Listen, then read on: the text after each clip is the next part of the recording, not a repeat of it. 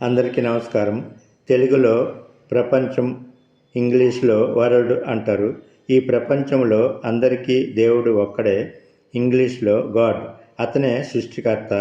ఇంగ్లీష్లో universal creator అని అర్థం. ప్రపంచంలో వరల్డ్లో రెండు జాతులు, ఒకటి మగజాతి, రెండవది ఆడజాతి. ఇంగ్లీష్లో మెయిల్ అండ్ ఫిమేల్ అయినప్పుడు ఈ కొట్లాటలు ఎందుకు?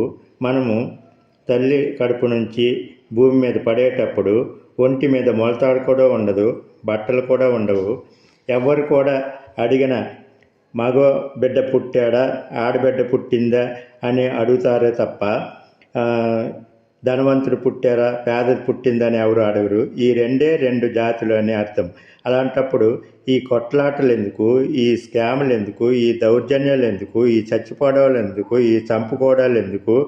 ఇది అర్థం చేసుకోవాలి అందరూ.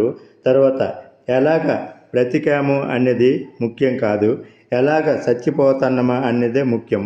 ధనవంతుడి ఇంట్లో పుట్టినా సరే టైం బాగాలేకపోతే పేదవాడు అయిపోవచ్చు, పేదవాడి ఇంట్లో పుట్టినా సరే టైం బాగుంటే కోటీశ్వరుడు అయిపోవచ్చు.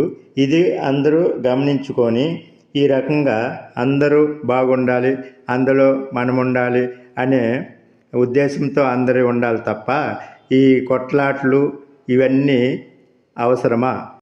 పుట్టేటప్పుడు ఎవరెవరు మన దగ్గరికి వచ్చారా అన్నది మనకు తెలియదు, పోయేటప్పుడు ఎవరెవరు మన దగ్గరికి వస్తున్నారో అన్నది మనకు తెలియదు. అందుకు పోయేటప్పుడు ఎంత డబ్బున్నే తీసుకుపోయేదేం లేదు.